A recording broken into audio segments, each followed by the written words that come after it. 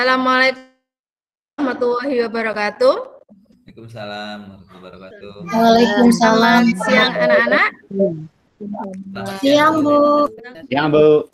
Warahmatullahi wabarakatuh.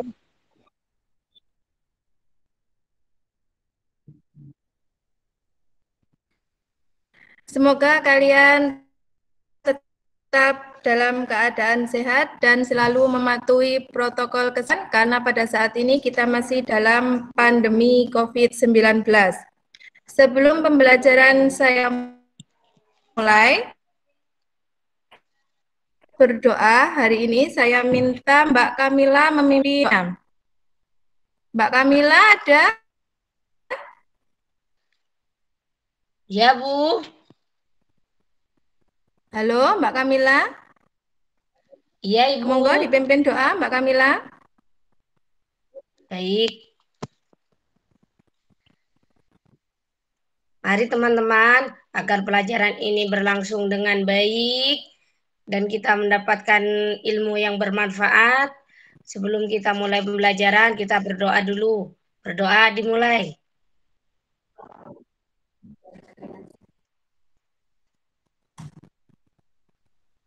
Berdoa selesai. Ya, terima kasih Mbak Kamila. Kalau Bu Okta lihat dari jumlah peserta yang ikut GM hari ini, saya kira semua anak-anak sudah masuk semua, tapi nanti Bu Okta tetap menginginkan kalian untuk presensi secara online di link yang sudah Bu Okta siapkan, yaitu di Office 365. Jangan lupa absen secara online. Dan link tersebut sudah Bu Okta kirim melalui WA kalian masing-masing. Anak-anak, minggu kemarin kita belajar tentang letak geologis dan pengaruhnya. Akan Bu Okta flashback sedikit. Letak geologis adalah letak suatu daerah atau wilayah berdasarkan kondisi batuan yang ada di dalam bumi. Letak geologis ini berpengaruh pada sistem pegunungan yang ada di negara kita. Seperti yang kita tahu, Indonesia dilalui oleh sirkum pegunungan muda, yaitu pegunungan muda sirkum Pasifik dan pegunungan muda sirkum Mediterania. Sehingga karena adanya dua jalur pegunungan ini di negara kita banyak terdapat gunung berapi. Dan Sunda ada di wilayah Indonesia bagian barat yang nanti akan terhubung langsung dengan di Indonesia bagian timur yang nanti akan terhubung dengan benua. Kan negara kita memiliki keanekaragaman hayati yang sangat banyak. Nah, ini nanti yang akan berhubungan dengan materi yang kita akan bahas pada hari ini, yaitu persebaran flora dan fauna di Indonesia. Untuk materi yang akan kita bahas pada hari ini, sebelumnya Bu Okta akan share screen dulu untuk KD-nya.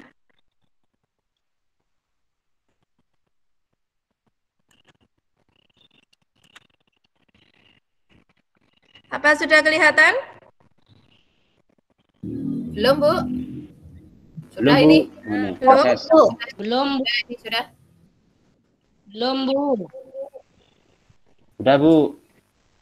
Sudah ya? Sudah. Untuk KD pada hari ini, untuk kompetensi dasar atau KD pada hari ini adalah KD 3.1, memahami konsep ruang, lokasi, distribusi, potensi, iklim, bentuk muka bumi, logis, flora, dan fauna, dan interaksi antara Indonesia serta pengaruhnya terhadap kehidupan manusia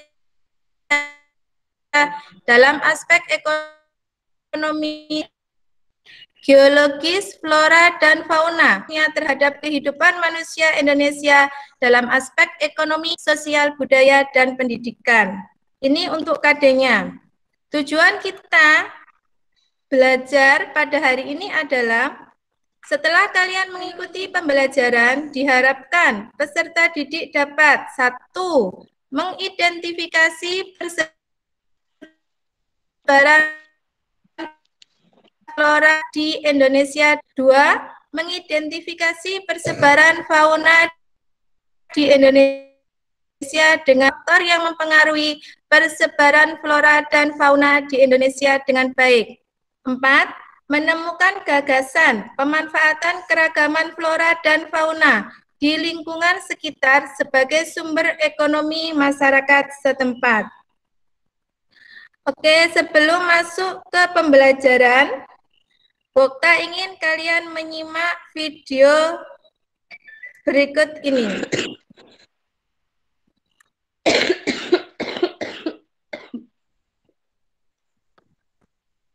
Keliru.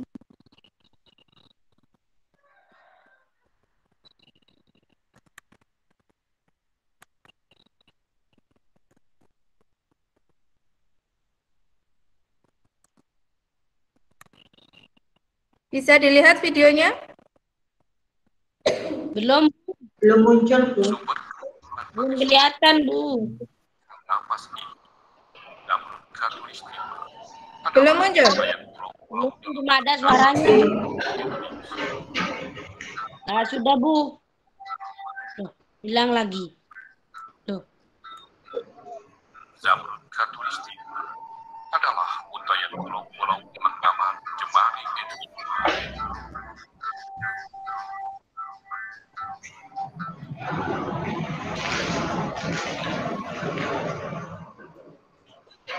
Di setiap tarikan nafas ini mengalir di setiap jengkal badan.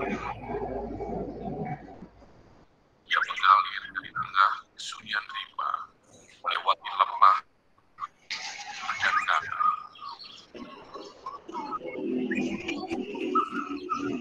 Dari sinilah kelangsungan Pak terus mengalir. Ia ada sejak khusus, bahkan ribuan tahun lalu telah menyatu dalam siapa.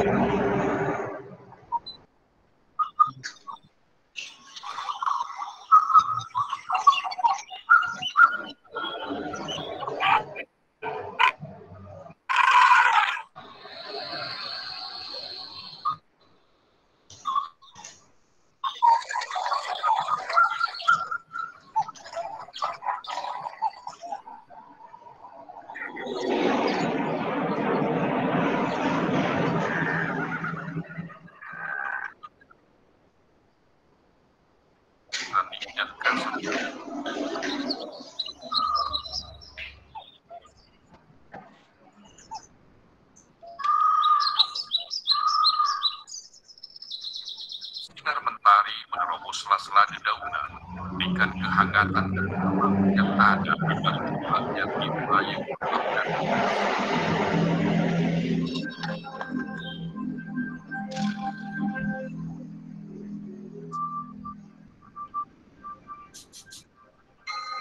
Sebuah goresan tangan yang berharga mewujudkan sebuah panorama alam yang eksot. Inilah wajah Indonesia semula jadi.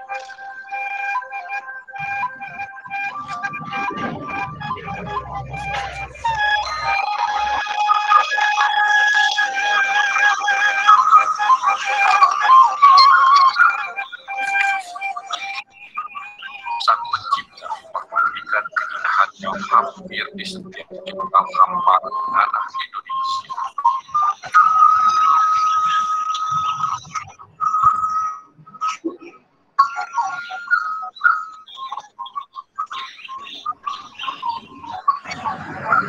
Berbagai pepohonan rimba dan sebagainya.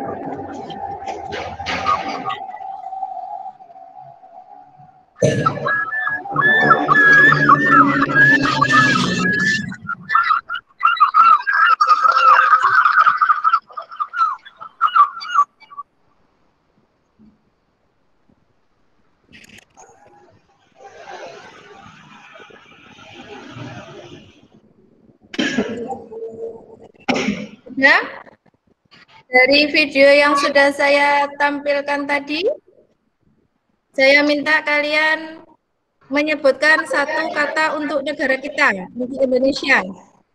Coba satu kata untuk Indonesia. Ya, Bu. Ya, Bu Nur. Kaya. Indonesia itu kaya, Bu. Kaya. Oke, yang lain. Satu kata untuk Indonesia. Jamrut Katulistiwa. Jamrut Katulistiwa. Lagi? Negara tropis.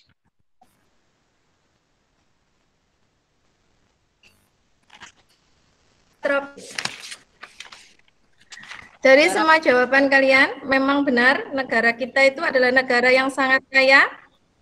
Karena jika tidak kaya, tidak mungkin bangsa barat datang ke sini berbondong-bondong selama beratus-ratus tahun untuk menjajah negara kita. Nah, hari ini Bu Okta akan membahas satu kekayaan negara kita yang berupa flora dan fauna.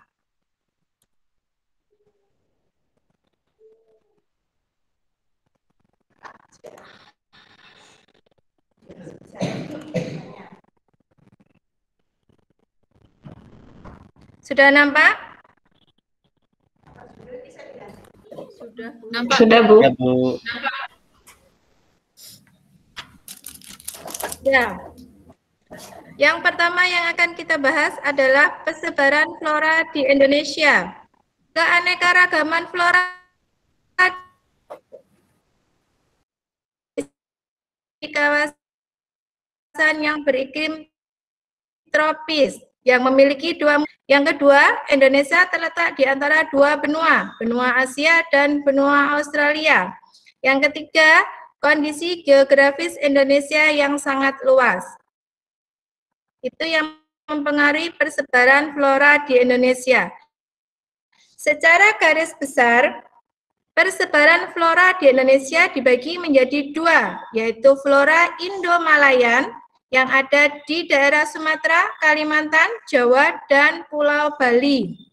Yang kedua adalah fauna Indo-Australia yang ada di Nusa Tenggara, Maluku, dan Papua. Untuk flora Indo-Malayan, di sini saya mengambil contoh, gambarnya bisa kamu lihat adalah pohon meranti. Pohon ini paling banyak ada di Indonesia bagian barat. Sedangkan untuk flora Indo-Australia, di sini Bu Okta mengambil pohon sagu. Karena orang daerah timur kebanyakan adalah mengkonsumsi sagu sebagai makanan pokok.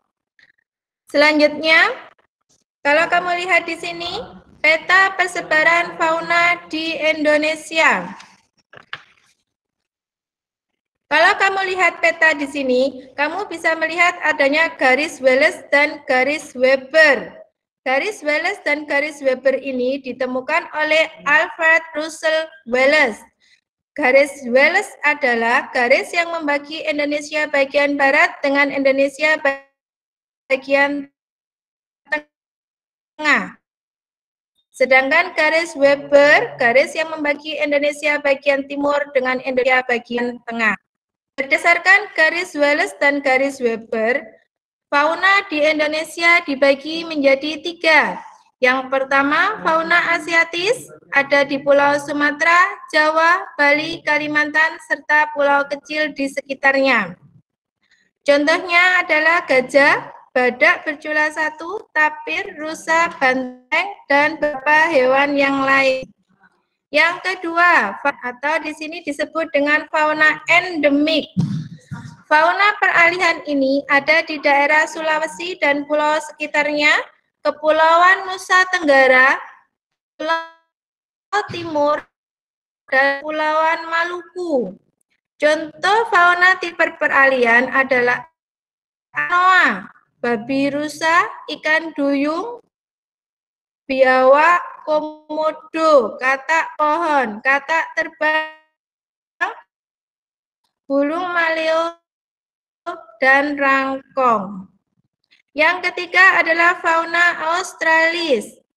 Fauna australis ini terdapat di Pulau Papua dan pulau-pulau sekitarnya. Contoh fauna Atalanta, cendrawasih, dan kasuari. Selanjutnya di sini Bu Okta akan menjelaskan faktor yang mempengaruhi persebaran flora dan fauna di Indonesia. Faktor yang mempengaruhi persebaran flora dan fauna di Indonesia ada 4, yaitu faktor klimatik, suhu, kelembapan udara, angin, dan curah hujan. Yang kedua, faktor edafik, kondisi tanah. Parameter kesuburan tanah antara lain kandungan humus atau bahan organik, unsur hara, tekstur, dan struktur tanah, serta ketersediaan air dalam pori-pori tanah. Contoh jenis tanah yang paling banyak di Indonesia dan subur adalah tanah vulkanis. Faktor yang ketiga yang mempengaruhi persebaran flora dan fauna adalah faktor fisiografi, faktor ketinggian tempat dan bentuk wilayah. Faktor keempat adalah faktor biotik atau biologis. Di sini faktornya ada manusia, hewan, tumbuhan, dan organisme lainnya. Flora dan fauna yang ada keberadaannya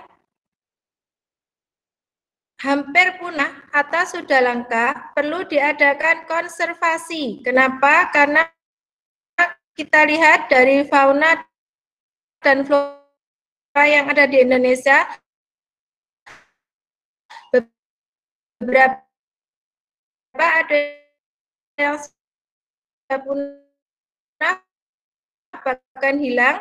Maka dari itu perlu adanya konservasi. Satwa lestari dan anak cucu kita tetap bisa menikmatinya. Dari apa yang sudah Bu Okta jelaskan,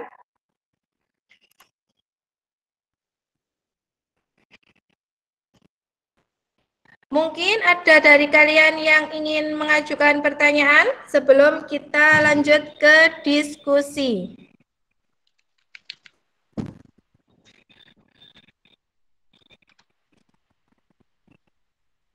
Yang mau bertanya?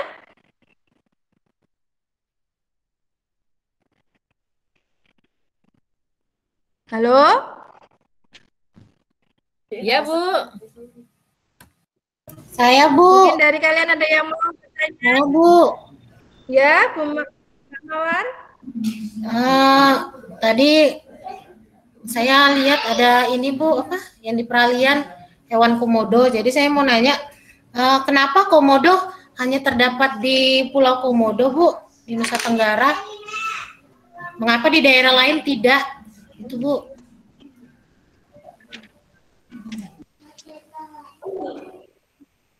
Nah, terima kasih pertanyaannya Mbak Mawar. Mungkin teman-teman yang lain bisa jawab dulu dari pertanyaannya Mbak Mawar. Mengapa hanya ada di Nusa Tenggara?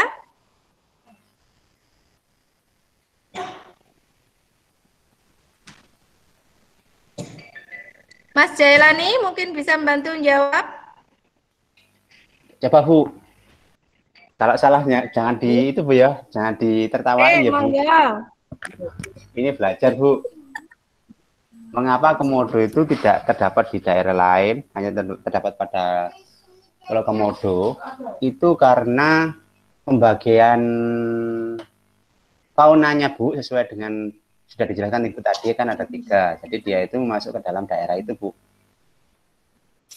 Itu acuannya Bu. Demikian Bu. Mungkin ada lagi yang memberikan jawaban atas pertanyaan dari Bu Mawar, mengapa komodo hanya ada di Nusa Tenggara, tidak ada di pulau yang lain?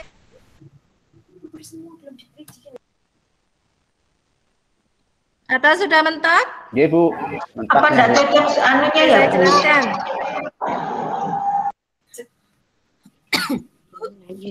Ya Nur, kenapa? Apa hanya cocoknya di Nusa Tenggara Bu? Menurut saya untuk kalau komodo dibawa ke lain enggak bisa hidup Bu, paling Bu gitu Bu. Tuh. Oke. Akan saya jawab. Komodo ini sebenarnya kan merupakan salah satu hewan buas. Dan sebenarnya dia kalau disuruh tinggal di daerah manapun bisa beradaptasi dengan baik. Tapi masalahnya komodo ini termasuk hewan homebody. Jadi komodo ini dengan tempat kelahirannya. Pernah diadakan suatu penelitian untuk memindahkan komodo dari Nusa Tenggara, tapi komodo ini akhirnya kembali ke habitatnya kembali. Jadi di sini komodo hanya ada di Nusa Tenggara saja, karena dia termasuk hewan atau anak rumahan. Kerasan Bu ya kalau diajak kemana-mana. Sekarang kita lanjutkan. Iya, enggak kerasan ini kayaknya Bu Nur kalau kemana-mana. Sama kayak kucing ya Bu ya. Kerasan berarti Bu diajak. Ya. Enggak betah. Tanya lagi Bu. Sama kayak kucing Bu. Ya Mas Bu, saya Jai. tanya Bu. Dari gambar tadi kan saya lihat ada pohon meranti Bu. Ya banyak itu di daerah di Indonesia bagian barat. Gunanya apa aja Bu ini Bu? Ya. Pohon meranti itu Bu. Oke, untuk pohon meranti yang pohonnya besar-besar tadi sudah kalian lihat. Mungkin dari kalian ada yang bisa bantu jawab, pohon meranti itu digunakan untuk apa?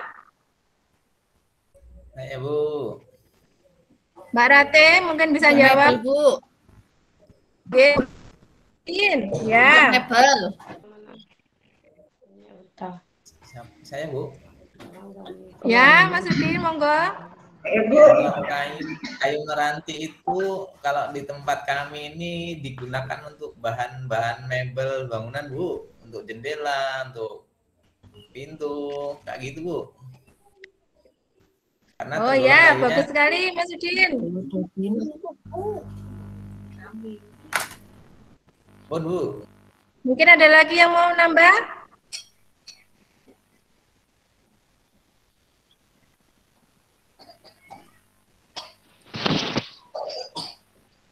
Ya, kita lanjutkan. Untuk pohon meranti, memang benar apa yang dikatakan oleh Mas Udin, gunakan untuk mebel dan untuk konstruksi bangunan.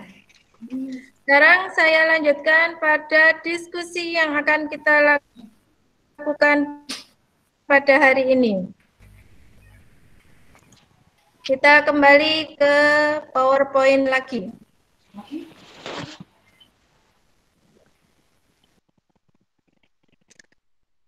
Sudah bisa dilihat? Belum, Bu. Sudah, Bu. Sudah?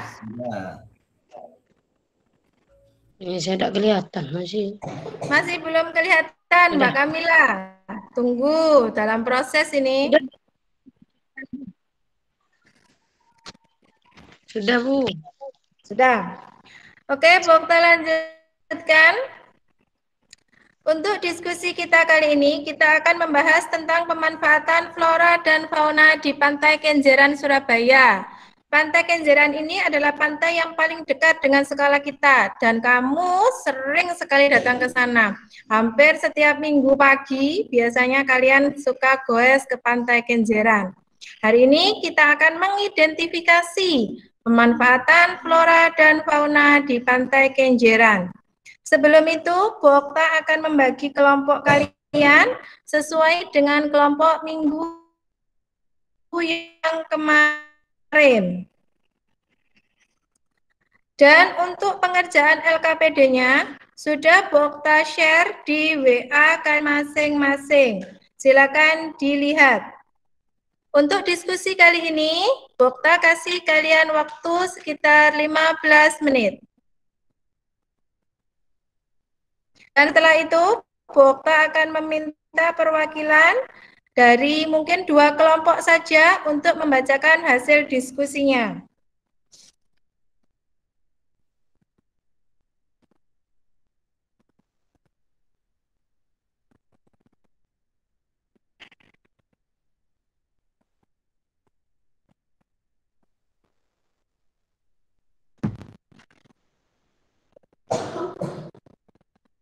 Sudah 20 menit ya?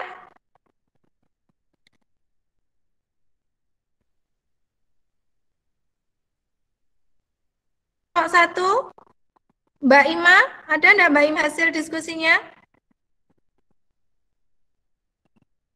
Mbak Ima? Nggih, Mbak Ima, monggo dibacakan hasil diskusinya hari ini. Iya, sebentar, Bu. Untuk ini ya, hasil diskusinya dari kelompok kami, pemanfaatan flora dan fauna di Pantai Kenjeran untuk meningkatkan ekonomi masyarakat, yaitu dengan pembuatan ikan asap dan beberapa kerajinan dari kerang yang dapat digunakan untuk meningkatkan kegiatan ekonomi masyarakat sekitar. Halo. Bu, gimana Bu? Ya, terima kasih untuk Mbak Ima dari kelompok 1. Bagus sekali jawabannya untuk hasil diskusi kali ini. Selanjutnya, perwakilan dari kelompok 2. Mbak Mawar? Iya, Bu. Ini hasil diskusi dari kelompok kami, Bu. Keberadaan Pantai Kenjeran itu sebagai tempat wisata sangat membantu masyarakat. Tadi digambar adanya persewaan perahu, penjualan ikan asap, tapi di situ juga ada dampak negatifnya, Bu, yaitu rusaknya habitat tanaman bakau dan banyaknya sampah yang dibuang oleh pengunjung secara sembarangan, Bu.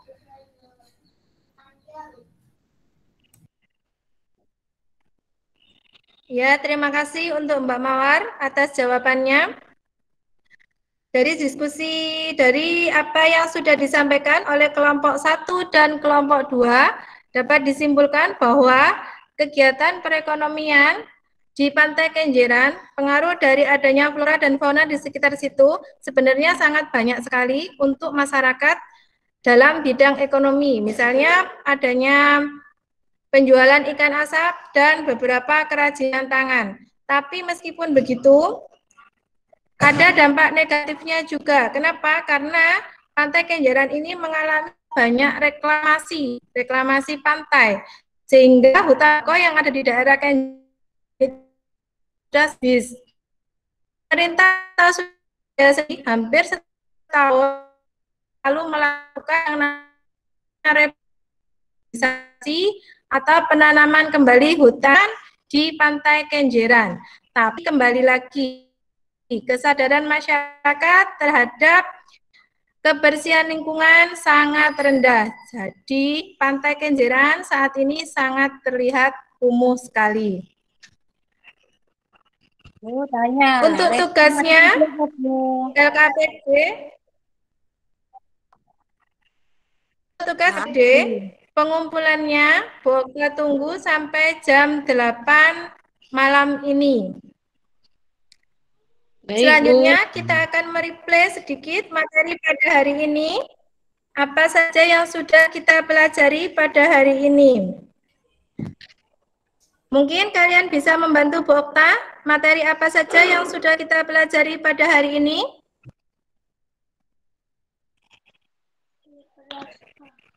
Persebaran flora dan fauna, Bu. Persebaran flora dan fauna lain mungkin bisa bantu materi yang kita pelajari hari ini apa saja? Faktor yang mempengaruhi persebaran flora dan fauna ada 4, yaitu iklim, tanah, fisiografi, dan biotik, Bu.